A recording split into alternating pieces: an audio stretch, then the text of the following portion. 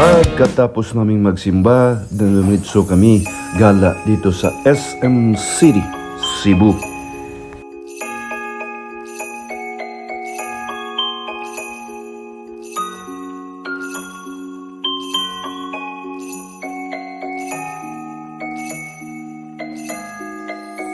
Ayun, dito na, Pasko na sa SM.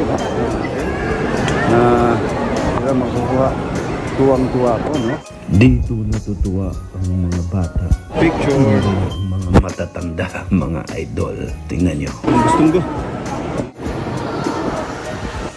Dito mga lodi, kahit alam natin na sila po'y mga artificial lang po, kahit papano na libang po natin yung mga pamilya natin kahit sandali lamang.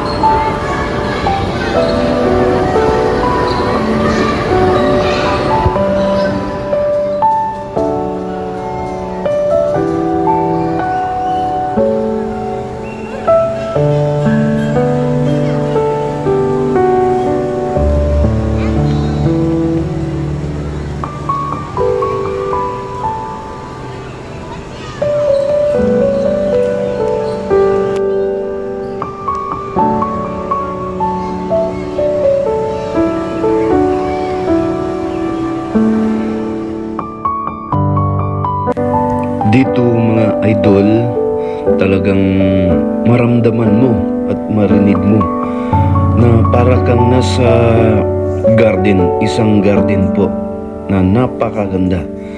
Ang daming mga butterflies, ano pa ba to? Ayan o, para talagang totoo. Kahit alam natin na hindi po sila totoo.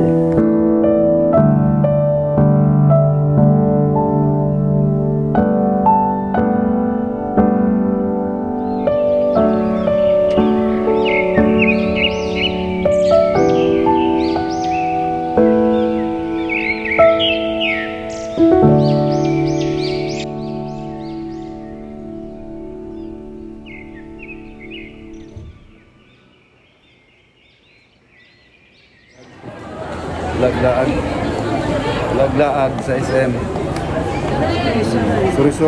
Sorry deh. Okay, no problem, sir. No problem.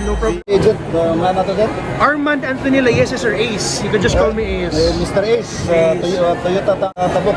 Oh, yeah. Dito. Aspelser's agent is maudinin next generation tama raw doon na say engine 2GD FTB high. Ang iyahang maximum torque is 2000 RPM brusco kayong dating mga idol, no? Taaw sad ang iyahang cabin, lawak kayo sad siya, no? Automatic transmission, diesel fuel. Ayun mga idol, no? Sana all.